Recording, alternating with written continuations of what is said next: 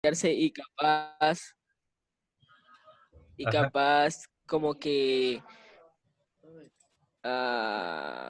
¿cómo es la palabra, profe?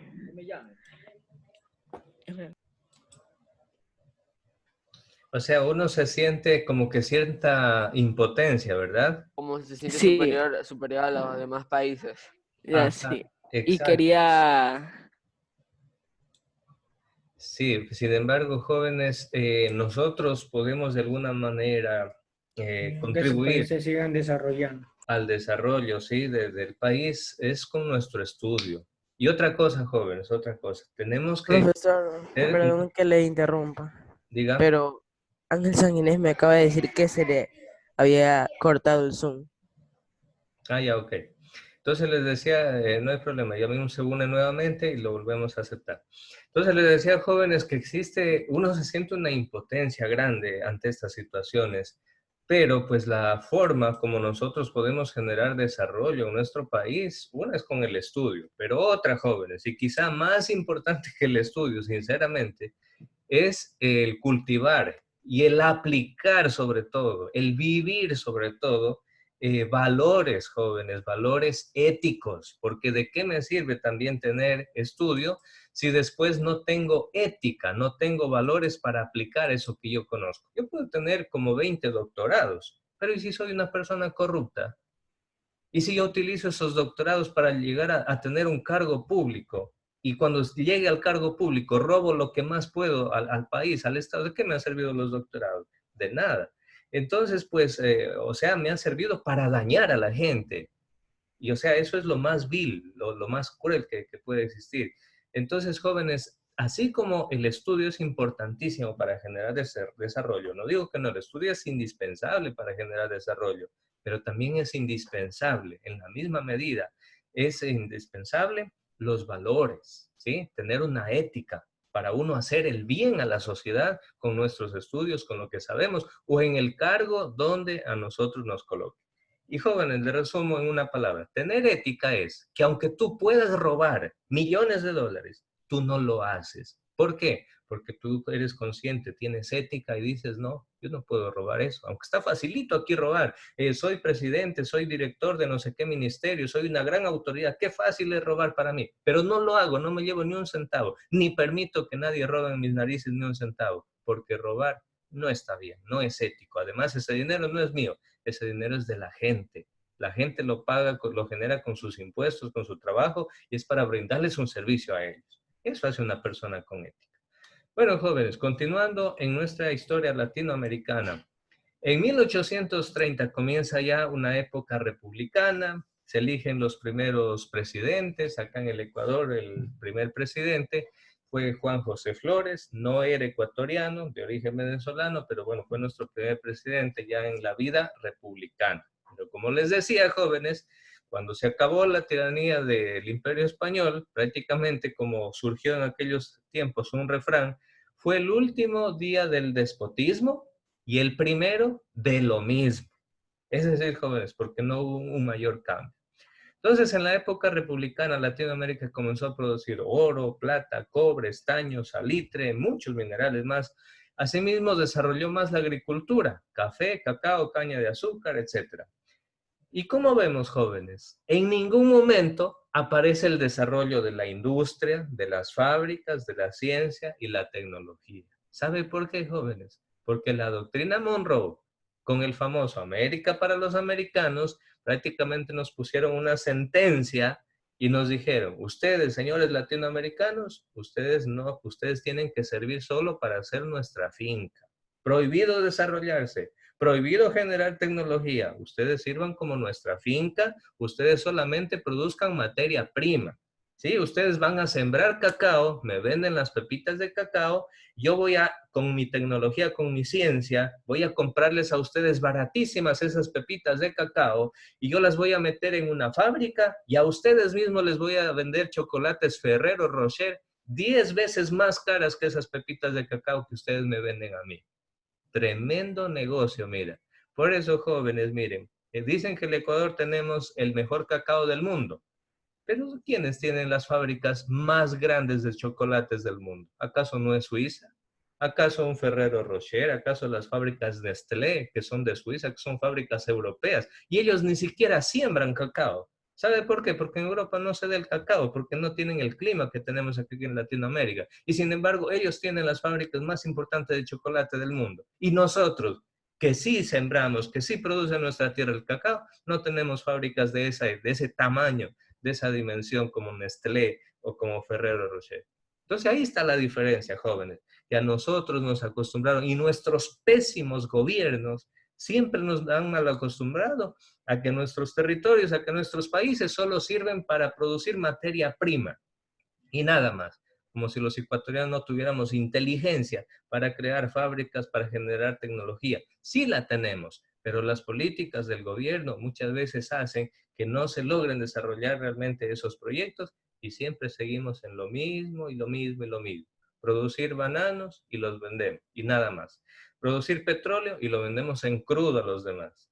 Producir lo que sea, solamente producir la materia prima en lugar de trabajarla y elaborar productos más elaborados que se van a vender a mejores precios y eso va a generar mayor riqueza para el Estado. Entonces miren qué ridícula que son las políticas de ciertos gobiernos, no son de todos, porque han habido gobiernos muy de visión de progreso, de desarrollo. Pero lamentablemente las élites, la gente poderosa, los millonarios de nuestras naciones, no les han permitido permanecer en el poder mucho tiempo y rápido. O los asesinan, o como hoy en día sucede con el lawfare, la guerra judicial, les meten y los persiguen a través de, entre comillas, la justicia, los siguen y los persiguen hasta aniquilarlos y anularlos. Y con eso se mueren las esperanzas de progreso en América Latina nuevamente. Entonces, bueno, jóvenes, pues ahí vemos, época republicana, el sueño de Bolívar, generar una patria grande, la Gran Colombia, ser un país inmenso. Imagínate si se hubiera logrado unir en un país inmenso la Gran Colombia y que en ese país durante estos 200 años sí se hubiera cultivado el progreso y el desarrollo, seríamos una potencia mundial. Jóvenes, porque para llegar a ser una potencia mundial nos lo ha demostrado, por ejemplo, Corea del Sur. Jóvenes, Corea del Sur no ha necesitado 2000 años para convertirse en una potencia tecnológica. ¿De dónde viene Samsung? ¿De dónde viene Hyundai? ¿De dónde viene la marca de carros Kia? De De todo Corea eso del viene Sur. Corea del Sur. Exacto, pero Corea del Sur no necesitó 10.000 años para convertirse en una potencia. Es más, ni siquiera necesitó de 100 años. Imagínense, en menos de 50 años se convirtieron en una potencia mundial. ¿Pero sabes por qué? Porque el gobierno comenzó a trabajar por el progreso realmente de ese pueblo, para que en ese pueblo se genere tecnología, se genere ciencia, se generen fábricas, se generen industrias. Y miren, ahí tenemos a Corea del Sur actualmente.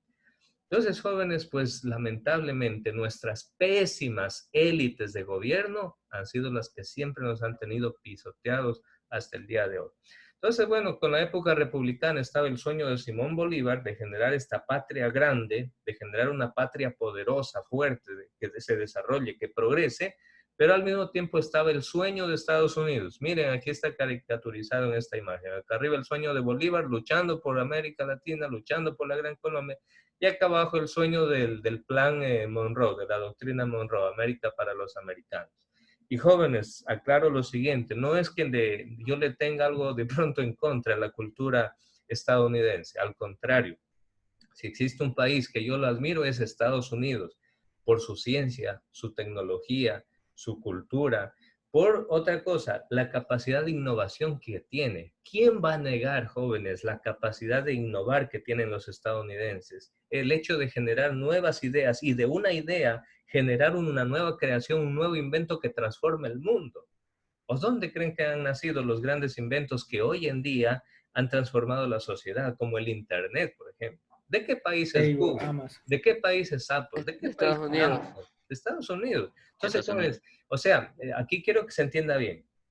Al menos yo personalmente admiro la cultura y la ciencia norteamericana, pero lo que no estoy de acuerdo es en su política exterior para los países latinoamericanos mantenernos siempre en el subdesarrollo y para ellos generar la mayor cantidad de riquezas con sus corporaciones transnacionales. Ahí yo me opongo, pero su cultura, su ciencia, su tecnología, pues hay que agradecérsela porque ha hecho gran beneficio a la humanidad.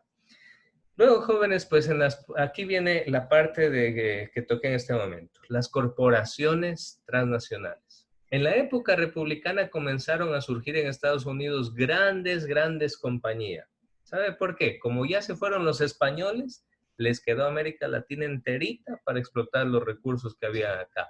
Y ahí es donde nacen empresas gigantescas como la del magnate Rockefeller, que se llamó esta empresa Standard Oil Company. Hoy en día tiene otros nombres. La Standard Oil Company controló, por ejemplo, en México, prácticamente la totalidad del petróleo. La conocían como el pulpo. ¿Sabe por qué? Porque sus brazos alcanzaban todo y lo dominaba todo y lo conquistaba todo. Esas empresas transnacionales son capaces de generar golpes de Estado, son capaces de generar guerras, son capaces de quitar y poner presidentes a su conveniencia. Es tanto el poder que tienen, jóvenes. Esta es una, miren, un ejemplo, Standard Oil Company.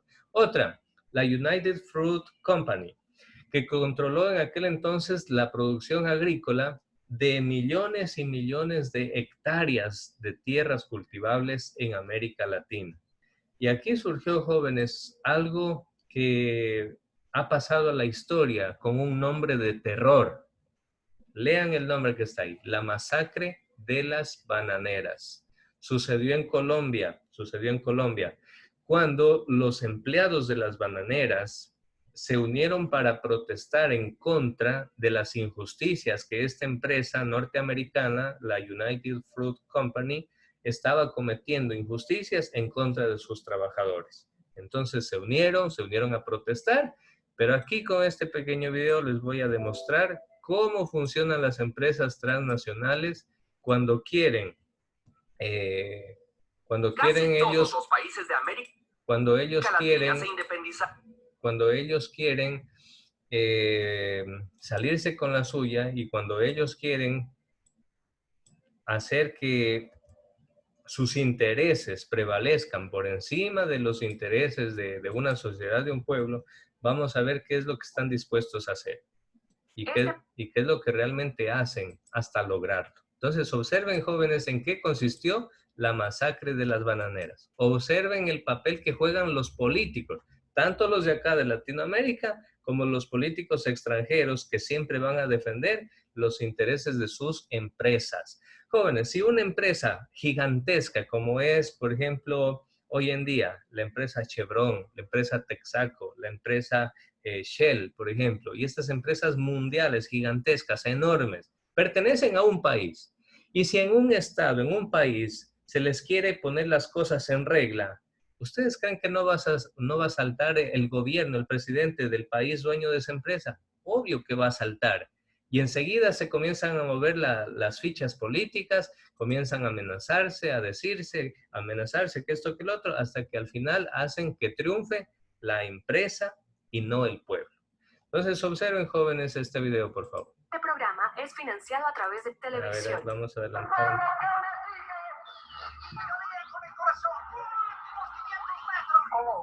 Aquí.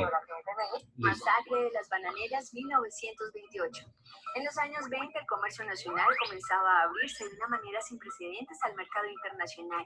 La exportación de bananos se había iniciado con la entrada del siglo. Y ya para los años 20, la industria bananera representaba cerca del 6% de la totalidad de las exportaciones del país. El corredor bananero fue monopolizado por una compañía extranjera que llegó a Colombia desde finales del siglo XIX, la United Fruit Company. Ahí está la compañía estadounidense que les decía. ¿Saben qué año ocurrió la masacre de las bananeras? No. Corchada completa. 1928. La noche del 5 al 6 de diciembre de 1928 pasó a la historia colombiana como una de las noches más trágicas que se han vivido en nuestra tierra. La influencia de la United Fruit Company no se limitaba únicamente al tema de producción bananera, pues el fondo fue la relación entre Estados Unidos y el gobierno nacional. Ojo, siempre estas empresas hay intereses políticos entre un gobierno y otro. Un gobierno que está dispuesto a dejarse pisar la cabeza y el otro gobierno que está listo para aplastarlo. Fundamental para que el conflicto violento se desarrollara en esta zona del país.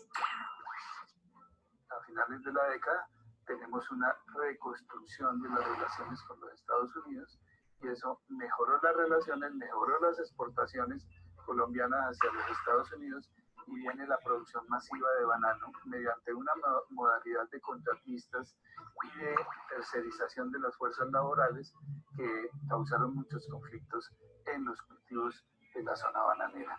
Bajo condiciones laborales injustas, los trabajadores colombianos de la United Fruit Company se habían organizado para pedir la revisión de los términos laborales que impedían que fueran contratados directamente por la empresa norteamericana. Aproximadamente 25.000 huelguistas correspondientes al 16% de los trabajadores de la UFCO se congregaron frente a la sede de Ciénaga desde la mañana del 12 de noviembre con la intención de hablar con algún emisario de la compañía. Se quedaron esperando durante casi un mes, hasta los primeros días del mes de diciembre. Cuenta la historia que el mismo presidente de los Estados Unidos, John Calvin Coolidge, se comunicó con el presidente Miguel Abadía Méndez para pedirle que se hiciera cargo de la manifestación, quien acató los deseos del gobierno norteamericano. La noche del 5 de diciembre, el gobernador del Magdalena, Núñez Roca, emitió un decreto en el que le exigía a las fuerzas militares dispersar las huelgas. Llega el 5 de diciembre, dan la orden de desalojo del general Cortés Vargas de una manera absurda, instala ametralladoras sobre el techo de la estación de Ciénaga. Dieron 5 minutos para desalojar. Imagínense, eran 25.000 personas que estaban reunidas y les dan 5 minutos para desalojar esa plaza inmensa. Y ya estaban rodeados, esta gente, esas 25.000 personas, rodeadas por el ejército, por estas personas, con metralletas y todo. Y veamos lo que pasa. La plaza. Y a los 5 minutos empezaron a disparar. Imagínense. Así fue como soldados del Ejército de Colombia abrieron fuego contra miles de manifestantes, dejando un número de muertos que hasta el día de hoy es incalculable. Los periódicos de la época y las versiones oficiales del Ejército hablaban de 20 muertos. Ojo, miren lo que hace la prensa, jóvenes. Cuando la prensa está a favor de tapar los crímenes del gobierno, tratan de minimizarlo todo, hacerlo pequeñito, como quien dice, no se preocupen, aquí no ha pasado nada. No, miren, si eran 25.000 personas y abrieron fuego libre a esas 25.000 personas, la prensa comenzó a decir que eran solamente 20 muertos. Como quien dice, no se preocupen, apenas fueron 20 muertos, eso no es nada, no se preocupen. Imagínense lo que hace la prensa mala y corrupta en los países. Qué daño para terrible. Después, la cifra se incrementó a 200 y tiempo después, las cifras de los testimonios de los sobrevivientes rondaban los 1.000 huelguistas asesinados. Se especula que son 1.500. Otros, la prensa, dice que son 100 muertos. Y las noticias de Bogotá dicen que son 9, 12 muertos. Imagínense, jóvenes, qué terrible. Se crea toda una confusión, se oculta la verdad a la población y empieza la leyenda de la masacre de las bananeras. La huelga de las bananeras es considerada un caso emblemático del movimiento obrero en el país. Álvaro Cepeda Zamudio escribió la novela La Casa Grande, inspirado en la masacre, así como el dramaturgo Carlos José Reyes con Soldados y Jairo Aníbal Niño con El Sol Subterráneo. La novela 100 años de soledad retrata el episodio de la masacre con una cifra de 30.000 muertos, que aunque producto de la ficción por mucho tiempo ha sido la cifra más oficial de la que se tenga conocimiento, dada la pobre memoria histórica oficial que se tiene del suceso. Listo, jóvenes, ahí vamos a terminar este video, hemos visto lo esencial.